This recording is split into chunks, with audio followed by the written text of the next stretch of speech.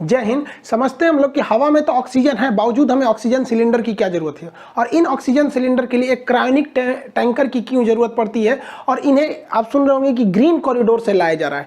और साथ ही जाइडस कैडिला ने कौन सी कोरोना की वैक्सीन बना ली है, और नेजल स्प्रे कौन सा है जो कोरोना को 90% से ज़्यादा मात्रा में उसका वायरल लोड को कम कर देता है।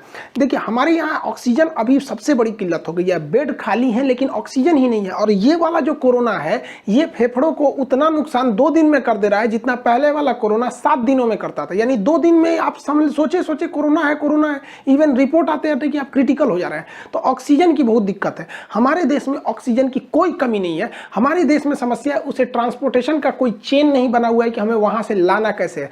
देखिए, हमारे देश में टोटल ऑक्सीजन का जो डिमांड है वो 7000 मीट्रिक टन है। ये डिमांड है हम लोग का आ रहा है, जबकि हमारी जो क्षमता है पर इसको प्रोड्यूस करने की वो है 7800 मीट्रिक टन की। तो इसका मतलब हमारे पास 800 मीट्रिक टन और ज़्यादा ही ऑक्सीजन है जितना डिमांड है। और हम लोग ने अभी गवर्नमेंट ने टारगेट लिया है कि इसे 90,000 मीट्रिक टन ऑक्सीजन की क्षमता को बढ़ा देना है। लेकिन आप देखिए, हम लोग का जो डिमांड है ये डिमांड ज़्यादा नहीं है, फिर भी हम लोग चेन सिस्टम ना होने की वजह से दिक्कत आ जा रहा है। और सबसे बड़ा दिक्कत आता है कि ऑक्सीजन को हम लिक्विड फॉर्म में रखते हैं, और ऑक्सीजन को लिक्विड बनाने के लिए उसे ठंडा करना पड़ता है। एकदम ठंडा कीजिएगा तो वो पानी बनने लगेगा। जैसे आप देखिएगा, ठंड के दिनों में टेम्परेचर घटता है तो हवा पानी बनने लगती है। हम जो सांस अभी छोड़ रहे हैं अभी ये पानी नहीं बन रहा है, लेकिन अगर अभी टेम्परेचर हो जाए जनवरी फरवरी के महीना में हम यही सांस छोड़ेंगे तो इसी में का हवा पानी बनने लगता है जो भाप की तरह दिखने लगता है। तो ऑक्सीजन को ठंडा करना पड़ता है।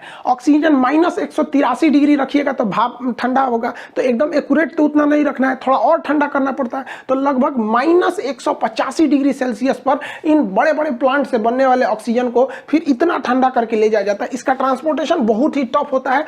इसे रखने के लिए एक अलग से कंटेनर आता है जिसका टेम्परेचर -185 डिग्री सेल्सियस रहता है। कोई भी चीज का टेम्परेचर अगर 150 डिग्री सेल्सियस से ज्यादा नीचे चला जाता है तो उस टेम्परेचर को हम क्रायोनिक टेम्परेचर के नाम से जानते हैं, क्रायोजेनिक। तो ऐसे टैंकर जो होते हैं उन्हें कहते हैं क्रायोजेनिक टैंकर। टाटा ने अभी ऐसे कई क्रायोजेनिक टैंकर को आयात किया। इसके बाहर एक कूलिंग सिस्टम लगा होता है जो इस ट्रक को, ये ट्रक चल रही है, ये ऐसे नॉर्मल टंकी की तरह नहीं होता है, इसे यह ठंडा कर रहा होता है ताकि ये लिक्विड के फॉर्म में ही रहे। इसके बाद जो चुनौती आती है, हमारे पास अभी एट ए टाइम में इतने ज्यादा टैंकर जो थे क्रायोनिक टैंकर नहीं थे। तो हम लोगों ने कई सारे क्रायोनिक टैंकर सिंगापुर से मंगाया है, कई टाटा ने विदेशों से मंगाया है। और हमारे जो क्रायोनिक टैंकर जो थे, जो बचे थे, तो पता चलता है कुछ राजस्थान में है, कुछ केरल में, कोई इधर उधर बिखरे हुए हैं। और जो ऑक्सीजन का प्लांट है, जो ज्यादातर स्टील प्लांट से आ रहे हैं, राउरकेला के स्टील प्लांट, दुर्गापुर, विशाखापट्टनम, यहाँ से ज्यादा आ रहे हैं, वाईजेग वगैरह से, तो यहाँ तक में वो टैंकर ही नहीं है। तो हमारी भारतीय वायुसेना अपने सबसे बड़े जहाज जो है C-17 ग्लोब मास्टर, उससे इन खाली टैंकरों को भर रही है उसमें, और इनको क्या करती है, वो स्टील प्लांट तक उड़ा के लाती है। फिर ये टैंकर इसमें से निकलते हैं, भरते हैं, फिर उन्हें जगह तक पहुंचा रही है। तो एयरफोर्स ने भी इसमें बहुत ज्यादा बढ़ चढ़ के हिस्सा लिया ताकि ऑक्सीजन को टाइम से पहुंचाया जा सके। हमारे पास ऑक्सीजन की कमी नहीं है। अब इसमें रेलवे ने भी काम किया। Roll on on roll of, मतलब आपको अगर मान के चलिए कि उड़ीसा में ये टैंकर भर दिया गया तो ये ड्राइवर खुद चला के लाएगा, उससे बेटर है कि इसको रोल करके चढ़ा दीजिए किस पर, इस मतलब मालगाड़ी पर, और ये मालगाड़ी चलेगी और फिर जब दिल्ली पहुंचेगी तो उसे उतार दीजिए, तो रोल ऑफ। तो इसी को रोल ऑन रोल ऑफ कहते हैं। लेकिन समस्या क्या है, ये जो ट्रेनें चल रही हैं जरूर है, लेकिन ये लेट चल रही हैं। जितना जिस हिसाब से चलना चाहिए उतने उस हिसाब से नहीं चल पा रही हैं ये ट्रेनें। तो इसमें भी थोड़ा सुधार की जरूरत है यहाँ पर। हालांकि ये बहुत ज्यादा है, ये लेट भले चलती बट एक बार में बहुत ज्यादा ऑक्सीजन पहुंचा देती है, तो ना पूरा इसके ऊपर टैंकर ही लगा रहता है। तो रेलवे की भी ये अच्छी भूमिका है इसमें। आप सुन रहे होंगे कि अरविंद केजरीवाल ने भी वो मोदी जी के साथ जो मीटिंग थी उसमें कहा था कि उन्होंने कि ऑक्सीजन की जो सप्लाई आ रही है उसके लिए हमें ग्रीन कॉरिडोर बनाना पड़ेगा। देखिए, ग्रीन कॉरिडोर क्या होता है, एक ऐसा सड़क की कल्पना कीजिए, मतलब वहां पर पुलिस क्या करती है, पुलिस और ट्रैफिक पुलिस मिलकर पूरे सिग्नल को ग्रीन कर देते हैं, और जो इमरजेंसी वाली चीज रहती है उसको उसी रास्ते से निकालते हैं। मान के चलिए 4 लेन की सड़क है तो कुछ किसी एक लेन को वो ग्रीन कर देंगे, और उसमें जो एम्बुलेंस है या फिर जो ऑक्सीजन आ रहा है उसको उसी रास्ते से ले जाएंगे। उसको जितना दूर चाहे वो दिल्ली से कलकत्ता जाए, उसे रेड सिग्नल नहीं मिलने वाला है, क्योंकि ट्रैफिक पुलिस और पुलिस दोनों लगी हुई है, इसको जल्दी ले चलो जल्दी ले चलो। तो इसी को कहते हैं ग्रीन कॉरिडोर। तो ग्रीन कॉरिडोर से अगर ऑक्सीजन आएगा तो जाम में नहीं फंसेगा। ऐसे बहुत सारे ऑक्सीजन जाम में फंस गए थे।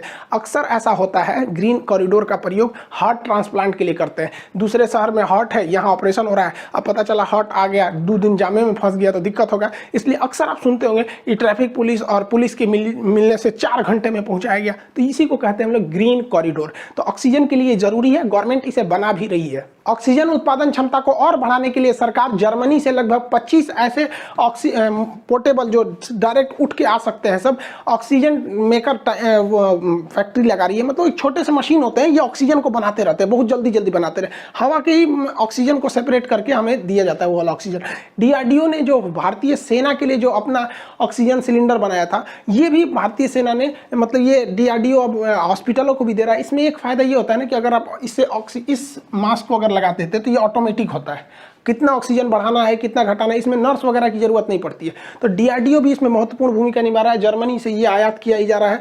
अभी देखेंगे हमारे यहाँ एक और समस्या आ गया है, जो ऑक्सीजन की खाली सिलेंडर होता है ना, ये लोहा वाला, ये सिलेंडर का शॉर्टेज कर गया है। लोग इसको रख रख के घर में रख लिए कि हम कभी बीमार पड़ेंगे तो हम अपने लिए रखेंगे, ये है वो, शॉर्टेज पड़ गया। इसका ब्लैक रेट जा रहा है, 600-700 रुपये में मिलने वाला सिलेंडर 20,000-30,000 में मिल रहा है। यहाँ पर इतना ज़्यादा इसकी क्राइसिस हो गई है इस सिलेंडर की। और इसी में क्या कहा जाता है, मतलब एक तो और समस्या समझिए, आप पिछले हफ्ते देखे होंगे कि नासिक में जो ऑक्सीजन सिलेंडर ले जाने वाला टैंकर था, यही लीक कर गया, और लीक करने से 20 से 22 लोग की मृत्यु हो गई। कई लोग सोच रहे हैं कि जहरीला होता है क्या, नहीं भैया, ये लीक करके उड़ गया। तो ऑक्सीजन जो मरीज को मिलना चाहिए मिला ही नहीं, ऑक्सीजन की कमी से मरीज छड़फड़ा के मर गया बेचारा यहाँ पे। तो कभी कभी किस्मतों ससुरा खराब रहता है, कहते हैं ना किस्मत खराब रहे तो ऊँट पे बैठे आदमी को कुत्ता काट लेता है। बताइए, ये जो बीमारी है अलगे है, वो में से ऑक्सीजन लीक कर गया। भारत में केरल एक ऐसा राज्य है जिसके पास ऑक्सीजन बहुत ज्यादा मात्रा में बच गया है। केरल, याद कीजिए, भारत का पहला राज्य था जिसमें कोरोना के सबसे पहले मरीज देखे गए थे। वहीं से यहाँ पे, मतलब भारत में स्टार्टिंग इसी एरिया से हुई थी भारत में। केरल इस चीज को समझा और वो अपने यहाँ ऑक्सीजन प्लांट को बैठाना चालू किया, ऑक्सीजन का चेन बैठाया, पूरी तरह से सिस्टम, इकोसिस्टम बना लिया वहाँ पर। आज के वक्त में जो केरला है वो 200 मीट्रिक टन ऑक्सीजन प्रोड्यूस कर रहा है, जबकि उसकी कुल डिमांड केरला की महज 90 मीट्रिक टन है। यानी वो दुगना से भी ज़्यादा ऑक्सीजन एक्स्ट्रा रखा हुआ है, दूसरे राज्यों को दे रहा है। इवन उसने अपने हॉस्पिटल सुविधा को बढ़ाया, उसके पास जितनी ज़रूरत है उससे 9 गुना ज़्यादा आईसीयू बेड है, जितना ज़रूरत है उससे 9 गुना ज़्यादा वेंटिलेटर है। तो इस मामले में केरल आगे है। जानते हैं क्यों? क्योंकि केरल की साक्षरता दर ज़्यादा है, वहाँ लोग एजुकेटेड ज़्यादा है। यही फायदा होता है एजुकेशन का। और एजुकेशन नहीं रहेगा ना तो उल्टा सीधे चीजों में हम लोग उलझ के रह जाएंगे। उत्तर प्रदेश में देखेंगे, नोएडा में एक ऑक्सीजन प्लांट लगा हुआ है, बट उसको पर्यावरण विभाग से एनओसी नहीं मिला है, नो ऑब्जेक्शन सर्टिफिकेट। अरे यार, पर्यावरण वालों को भी समझ में नहीं आता, यहाँ आदमी मर रहा है तुमको वहाँ एनओसी भागा जा रहा है। यहाँ पे गवर्नमेंट को भी देखना चाहिए, जो जो प्लांट एनओसी से अटके हुए हैं उनको फाइनल कराए। केजरीवाल और मोदी जी के बीच में जो बात हो रही थी उसमें देखे होंगे कि गवर्नमेंट ने बहुत सारे पैसे दिए थे, लेकिन वो कंपनी उसको लगाई ही नहीं। तो इस पर भी तो निगरानी रखना जरूरी है, वरना ऐसे ही विकट परिस्थिति आएंगे। देखिए, मरीज को ऑक्सीजन सिलेंडर क्यों दिया जाता है? हम लोग जो हवा में सांस लेते हैं तो हवा में 71% हमारा नाइट्रोजन है, जो हमारे सांस के काम में नहीं आता है। 21% ऑक्सीजन है, यही काम में आता है। तो हम लोग जो सांस लेते हैं वो 21% ही ऑक्सीजन लेते हैं, जिसमें छोड़ते हैं लोग तो 16% ही छोड़ते हैं, यानी 4% के आसपास में वो CO2 में बदल जाता है। तो यही ऑक्सीजन का हमको काम है 21%। लेकिन जब हमारा शरीर स्वस्थ रहता है ना तो हम 21% में काम चला लेते हैं, चलो ना यार कोई दिक्कत नहीं है यहाँ पे। लेकिन जब हमारे फेफड़े काम करना बंद करने लगते हैं, स्थिति खराब हो जाती है, तो ये 21% काम नहीं आता है। तो एक मशीन द्वारा इसमें से क्या किया जाता है ना, ऑक्सीजन लिया जाता है, नाइट्रोजन छाट दिया जाता है, धूल कण को छाट दिया जाता है, हर चीज छाट दिया जाता है। और जो 21% ऑक्सीजन मिल रहा था उसमें से पूरा का पूरा छान के और 98% वाला ऑक्सीजन भर देते हैं। 98%, इसमें ज्यादा शुद्ध मात्रा में, ज्यादा मात्रा में ऑक्सीजन है। अब वही हवा में, खुले हवा में सांस ले रहे हैं तो कितना, 21% के आसपास में ऑक्सीजन जाएगा आपका, और वही ऑक्सीजन सिलेंडर में सांस लेंगे तो 98% जाएगा। तो सोचिए, ये एक ऐसे समझिए, इस चाय में कम चीनी मिली है, इस चाय में ज़्यादा चीनी मिली है, इस तरह से आप समझिए यहाँ पे। तो ये क्या है कि पेशेंट मरीज भी है ना तो उसको 98% मिल रहा है तो काम चल जाता है उसका।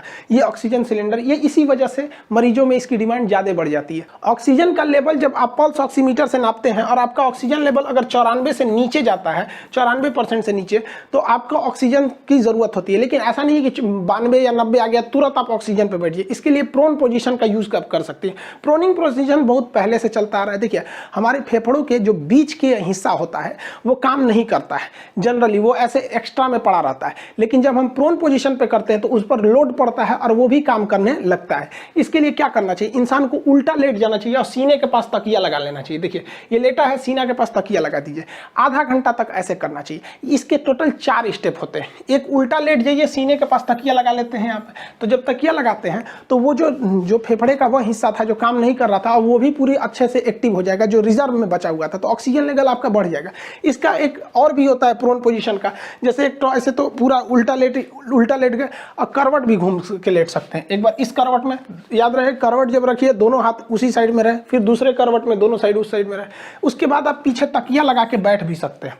चौकी पे ही जो लेटे हैं उस पे ही आप क्या कीजिए, जैसे आदमी दीवार से टेक लेता है ना, वैसे वहां पर आप तकिया से टेक ले सकते हैं। इसे प्रोनिंग कहते हैं। इससे ऑक्सीजन लेवल बढ़ जाता है और रियल में भी बढ़ जाता है। तो जिन लोगों के पेशेंट में 92 है 90 है वो इसका प्रयोग करेंगे आधा घंटा सुबह और आधा घंटा शाम, तो आपका ऑक्सीजन लेवल वैसे भी आपका नॉर्मल पे आ सकता है। यहाँ पे भारत के सामने एक और विकट परिस्थिति आ गई है वैक्सीनेशन को लेकर। हमें वैक्सीनेशन को अगर पूरा टारगेट के हिसाब से करना है तो हमें 13 करोड़ डोज वैक्सीन के हर महीने चाहिए होंगे, जो कि अभी बन रहा है 6 करोड़ के आसपास। वो तभी पॉसिबल है जब अमेरिका जो लगा प्रतिबंध दवाओं के जो उसके जो लगते हैं सामान वगैरह उसके पे प्रतिबंध नहीं हटाएगा अमेरिका, तो वो डोज बनाना मुश्किल हो जाएगा। और जो बाइडेन ने कह दिया कि हम उस प्रतिबंध को नहीं हटाएंगे। ये लोग अमेरिका वाले हमेशा ऐसे ही करते हैं, इनसे हथियार वगैरह, इसलिए भारत को भी देखिएगा ना, इनसे बहुत वैसे चीज़ें ही खरीदता है जिसके बार बार जरूरत नहीं पड़ी। ये भूल गए जब डोनाल्ड ट्रंप थे तो हम लोगों ने यहाँ से हाइड्रोक्सीक्लोरोक्विन दिया था, वो कह रहे थे कि नहीं देंगे तो इसका जवाब देना पड़ेगा।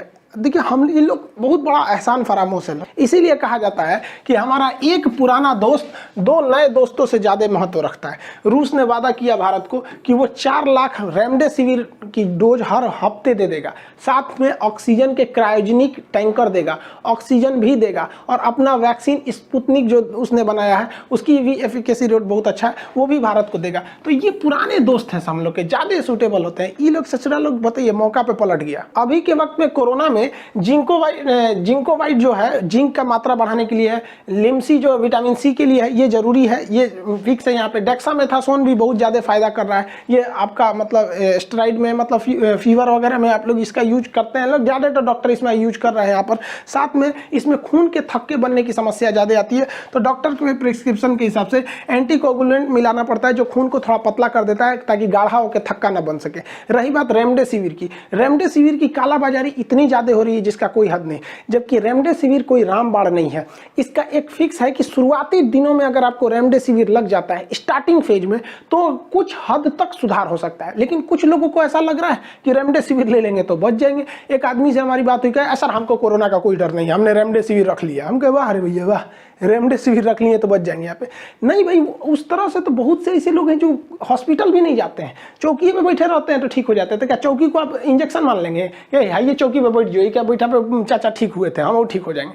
ये इलाज है लेकिन 100% नहीं है, कुछ में ही ये रेमडेसिविर काम कर रहा है। इस बीच भारत की अव्वल दवा निर्माता कंपनी जाइडस कैडिला, इसने एक अपनी दवा को बताया है। उस दवा का नाम है वीराफिन। हालांकि ये वीराफिन बहुत पुरानी दवा है। ये देखिए हमारे शरीर में क्या होता है कि वायरस को मारने के लिए इंटरफेरॉन अल्फा नामक सेल बनते हैं, लेकिन जब हम कमजोर होते हैं तो वो इंटरफेरॉन अल्फा नामक सेल नहीं बन पाते हैं। तो अगर हमारे शरीर में इंटरफेरॉन रहेगा तो वो जल्दी से मार देगा वायरस को। इसलिए जाइडस कैडिला ने ये हेपेटाइटिस के वायरस को मारने के लिए पेगिलेटेड इंटरफेरॉन अल्फा 2b नामक दवा बनाया था। इसी पेगिलेटेड इंटरफेरॉन अल्फा 2b जो है ये इंटरफेरॉन अल्फा की मात्रा को बढ़ा देता है, तो इसका नाम वो जनरली में वीराफिन रखा गया। अब चूंकि हेपेटाइटिस पर इसका प्रयोग किया गया और हेपेटाइटिस भी आरएनए वायरस होता है और कोरोना भी आरएनए वायरस है, इसलिए इसका प्रयोग करके देखा गया कि क्या यह काम करता है कि नहीं। तो वीराफिन एक्चुअली हेपेटाइटिस की दवा थी। जब इसको देखा गया तो बहुत ही बेहतरीन काम किया यहाँ पर। पर। अपैगिलेटेड इंटरफेरॉन अल्फा 2b का ये फार्मूला होता है यहाँ पर, समझ गए। बहुत बेहतरीन काम किया, 1 हफ्ते में निगेटिव कर दिया कोरोना से। तो भारत सरकार इसे इमरजेंसी अप्रूवल दे दिया है कि अब इसका भी प्रयोग कर सकते हैं, लेकिन ये प्रयोग हॉस्पिटल में ही होगा, पर्सनल किसी को नहीं दिया जाएगा। कोरोना से लड़ने के लिए कनाडा की कंपनी जो थी, सैनिटाइजर थे, उसने ना, कंपनी का नाम था, उसने एक नोजल ये स्प्रे बनाया। इस स्प्रे को करने से 7 दिन के अंदर अंदर कोरोना क्या हो रहा है, उसका लोड घट के 0 तक आ जा रहा है। 99% इसका है। ये बहुत शानदार काम कर रहा है और इसे लेने के लिए किसी डॉक्टर की जरूरत नहीं है। नॉर्मल इसमें लगा है, इसको दबाइएगा तो स्प्रे का, कैसे सैनिटाइजर में दबाते हैं तो फेंक देता है वहाँ पे, तो नॉर्मल लगा के इसको करके प्रयोग किया जा सकता है। हालांकि ये बहुत बेहतरीन सक्सेस हुआ है कनाडा में। हालांकि इसका कई जगह मान्यता भी मिल गया है, ब्रिटेन हो गया, इजराइल हो गया, इसे मान्यता दे दिया है। तो भारत सरकार को भी इसे देना चाहिए। देखिए ब्रिटेन भी तो पागल है नहीं जो इसे मान्यता दे देगा फालतू में। इजराइल हम लोग से बहुत टेक्नोलॉजी में आ गया, उसने जब मान्यता दिया तो मतलब इसमें कुछ है। और दूसरा, अगर मान के चलिए कि ये उतना काम नहीं भी करेगा तो कौन सा हम इसको ब्लड में दे रहे हैं, ससुरा नकिये में ना दे रहे हैं, बहुत ज़्यादा नुकसान नहीं करेगा। तो क्रीम पाउडर ये सब जो बाहर से चीज़ लगते हैं उतना नुकसान नहीं देते हैं। तो भारत सरकार भी इस पर ये अप्रूवल के लिए दे रहा है। हालांकि ये पार्टनर खोज रहा है भारत में, और जैसे पार्टनर मिल जाएगा भारत सरकार के DGC जो है, drug controller general of India, वो परमिशन दे देंगे तो हो जाएगा। तो इसी तरह का नोजल भारत बायोटेक भी बना रहा है और सीरम इंस्टीट्यूट ऑफ इंडिया भी बना रही है। लेकिन अभी ये लोग स्टार्ट किए हैं, जुलाई अगस्त तक जाएगा, तब तक कोरोना का पीक आएगा मई के बीच में। तो ये इससे इमरजेंसी अप्रूवल मिलेगा तो एक राहत की सांस लेंगे हम लोग। 2 देश ऐसे भी हैं जो कोरोना मुक्त हो चुके हैं, एक आपका इजराइल हो गया, दूसरा यहाँ पे आपका न्यूजीलैंड हो गया। ये लगभग कोरोना से मुक्त हो चुके हैं। हालांकि अब जिस हिसाब से चल रहा है, कोरोना की वैक्सीन भी आ गई, जाइडस कैडिला की विराफिन दवा भी है और नोजल स्प्रे भी है। इस तरह से कोरोना का खात्मा ज्यादा मतलब लग रहा है कि हाँ, कुछ नई किरण की नई उम्मीद जगी है। कुछ लोग अभी भी वैक्सीन से डर रहे हैं। ऐसे लोगों को क्या करें, देखिए बीड़ी, सिगरेट, गुटखा, पान, इस सब पे लिखा रहता है यह मौत का कारण है, लेकिन फिर भी लोग उसको खाते हैं। और वैक्सीन पे लिखा है कि आपकी जिंदगी बचा सकती है, लेकिन फिर भी इससे लोग डर रहे हैं। वाह रे वाह, यही तो है हमारे यहाँ गुटखा का प्रचलन। बोलो जुबा केसरी, मरो ससुरे तू नहीं जुबा केसरी। यहाँ बोलो के वैक्सीन लगाएंगे हम तो ना, जुबा केसरी करिए, केसरी जुबा। ये सब बताइए, गुटखा से लोग नहीं डरते हैं। हजारों लोगों की जान लेता है शराब, गुटखा, पान, बीड़ी, लेकिन ना वैक्सीने से इन लोग को ज़्यादा डर लगता है। देखिए आप सब लोग को एक बात बताते हैं, एकदम ध्यान से समझिएगा।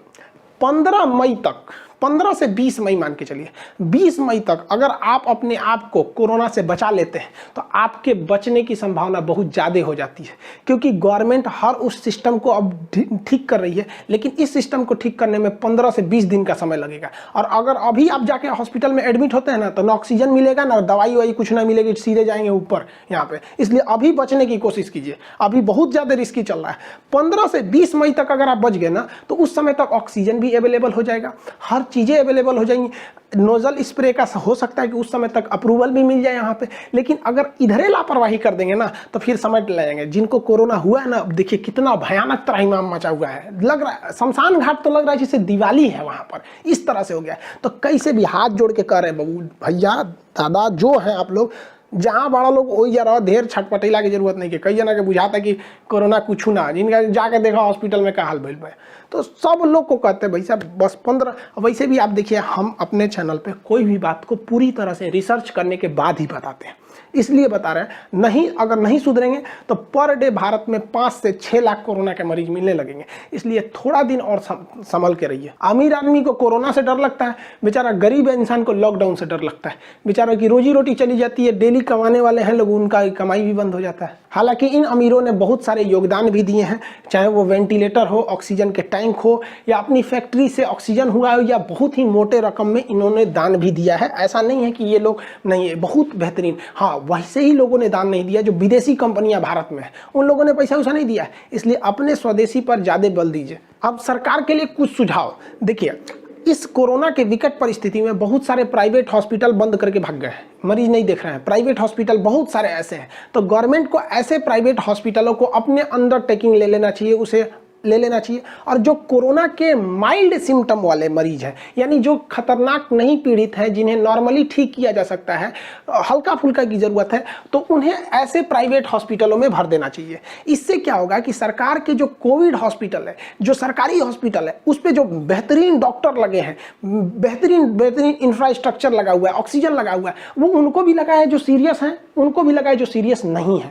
तो ये समस्या है। तो जो सरकार का अपना कोविड हॉस्पिटल है, कोविड सेंटर है, कोविड कमांड सेंटर है, या जो सरकारी हॉस्पिटल है, उसको उसके लिए रिजर्व रख दिया जाए जो एकदम सीरियस मरीज है वहां पर, क्योंकि उन्हें भर्ती करना जरूरी हो जाएगा। और इन प्राइवेट हॉस्पिटलों को और इसमें काम कर रहे नर्स और डॉक्टर को सरकार इमरजेंसी घोषित करते हुए 1 से 2 महीना के लिए अपने अंडर में ले सके। अब भारत में कुछ भी लिया जा सकता है, नेशनलाइज कुछ भी हो सकता है, यहाँ पर ले ले। यहाँ पर सरकार 1 मई से कही है वैक्सीनेशन के लिए। भाई साहब, हमको तो लग रहा है कि कोरोना से लोग इतना डर गए हैं कि 1 मई से जो लंबी लाइन लगेगी, वहां लाइन से ऐसे ना हो जाए कि वहां से कोरोना फैलना चालू हो जाए, क्योंकि इंफ्रास्ट्रक्चर नहीं है। तो आज जितने भी प्राइवेट स्कूल है वो सारे के सारे बंद है, इवन सरकारी भी बंद है। तो सरकारी और प्राइवेट स्कूलों को सरकार को क्या करना चाहिए, उसे अपने अंडर टेकन ले लेना चाहिए 2 महीने के लिए। और वहां पर हर जगह पे, ऐसा कोई जगह नहीं है जहां पे स्कूल नहीं है, वहां पर उन्हें कोरोना की वैक्सीन देनी चाहिए, उसको वैक्सीन सेंटर बनाना चाहिए। और जितने टीचर सरकारी छुट्टी पर है ना, इन टीचरों को वैक्सीन ट्रांसपोर्टेशन में लगाना चाहिए। खाली बैठे हैं वो लोग वहां पर। अभी क्या है कि हर काम मेडिकल स्टाफ ही कर रहा है, तो वैक्सीन को ले आना, वहां पर रजिस्टर मेंटेन करना, किस व्यक्ति को लग रहा है, आज टारगेट पूरा हुआ कि नहीं हुआ, ये काम इन सरकारी स्कूल के टीचरों को सौंप देना चाहिए, जिस तरह से चुनाव आयोग सौंप देता है इन लोग को। और जो मेडिकल स्टाफ है उसका मेन काम होना चाहिए, पेशेंट से उनका ये मतलब होना चाहिए, वो आई तुरंत वैक्सीन दी। अभी क्या हो रहा है, बेचारा मेडिकल स्टाफ ही हाजिरी बना रहा है, वही रिकॉर्ड चेक कर रहा है, वही वैक्सीन को लेके आ रहा है, वही वैक्सीन लेके जा रहा है, कितना लगा, कितना सब। बेचारा वो क्या इंसान नहीं है सब, क्या मेडिकल वाले बेचारा डॉक्टर और नर्स लोग को देखिएगा ना, ड्यूटी करते करते बेचारों का हालत खराब हो गया। तो इन लोग को बैठा के सैलरी देने से क्या मतलब है। इससे क्या है कि कई जगह वैक्सीन सेंटर हो जाएंगे और हम लोग बहुत जल्दी वैक्सीनेशन कर सकते हैं यहाँ पर। अभी क्या है कि बड़े से पंचायत एरिया में एक तो छोटा सा वैक्सीन है, उसमें बेचारे स्टाफ भी हैं, तो इनका यूटिलाइज करना बहुत ज़्यादा जरूरी है, वरना एक जगह बनाएंगे तो वहाँ से कोरोना फैलने लगेगा। हम भारत सरकार के तथा सारे राज्यों से हम ये अपील करते हैं, विनती करते हैं कि जितने भी मेडिकल स्टाफ हैं उन्हें केवल कोरोना के इलाज में लगाइए। हर हॉस्पिटल में मैनेजमेंट को देखने के लिए वहां पर आप अधिकारियों को नियुक्त कीजिए। अभी रेलवे है, उसके अधिकारी फ्री हैं, बहुत रेल नहीं चल रही है। मेट्रो अभी बंद पड़ी हुई है, उसके अधिकारी फ्री हैं। तो ऐसे अधिकारियों को हॉस्पिटल के एडमिनिस्ट्रेटिव की जिम्मेदारी दे दीजिए कि किस नर्स की ड्यूटी रात में लगेगी कि दिन में लगेगी, ऑक्सीजन आया कि नहीं आया। ये लोग ये अधिकारी हैं तो इन्हें मैनेजमेंट करने आता है, ये बेहतरीन ढंग से कर सकते हैं। तो आपने छोड़ दिया हॉस्पिटल को, बेचारा वही ऑक्सीजन देख रहा है कि नहीं है, सप्लाई देख रहा है, हाजिरी देख रहा है, ड्यूटी देख रहा है, शिफ्ट देख रहा है, सैलरी देख रहा है, अटेंडेंस देख रहा है, मर जाएगा बेचारा वहां पर। अभी के वक्त में इन 2 महीने के बीच में क्रूशियल टाइम है, इन लोग को झोंक दीजिए यहाँ पर। हॉस्पिटल के डॉक्टर नर्स का काम केवल और केवल कोविड मरीज को देखना है, इनका मैनेजमेंट हो जाए। बाकी वो हॉस्पिटल जो डॉक्टर हैं वो कहाँ रह रहे हैं, ये सारा काम ये लोग देख सकते हैं। अब जैसे हमारे मंत्री जी हो गए, जैसे अमित शाह जी हो गए, उद्घाटन करने हॉस्पिटल जा रहे हैं या स्थिति का जायजा, पता चला 4 डॉक्टर इनके आगे पीछे घूम रहा है। हम ये नहीं कह रहे हैं कि आप उद्घाटन करने मत जाइए, अच्छी बात है, आपके जाने से वहां पे और मतलब त्वरित काम होगा, लेकिन 10 डॉक्टर बिजी हो जा रहा है। तो ऐसे जो एडमिनिस्ट्रेटिव में लगे रहेंगे लोग, वो लोग दिखा देंगे कि हाँ सर आप हमारे होम मिनिस्टर हैं, देखिए ये पोजीशन है, इतना ऑक्सीजन है, इतना ये मरीज है, ये है। डॉक्टर अपना भी कोई मतलब नहीं। अब गृह मंत्री आए या प्रधानमंत्री आए, जब तक कोरोना है डॉक्टर को छोड़ दीजिए यहाँ पे, हाँ कोई भी मंत्री आए भैया, वो एडमिनिस्ट्रेटिव वाला देख लेगा यहाँ पर।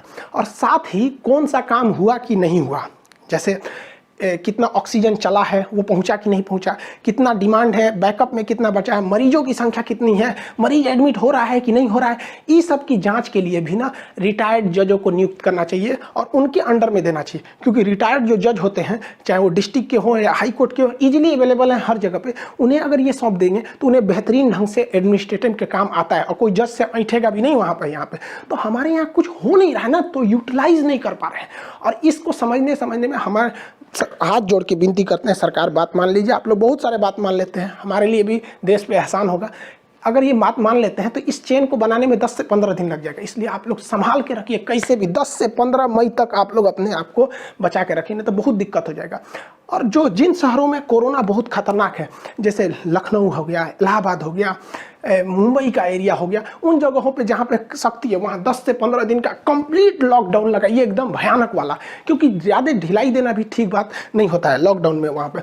और जो प्रशासन है उनके पैरामिलिट्री फोर्सेस का हेल्प लीजिए लॉकडाउन को सख्ती से पालन करने के लिए, तब जाके हम इस कोरोना से लड़ पाएंगे। वरना हमारा देश जो है ना एक एक हीरा खो रहा है। कोरोना के बेड पे मरा हुआ कोई भी व्यक्ति इस देश का महान व्यक्ति हो सकता था।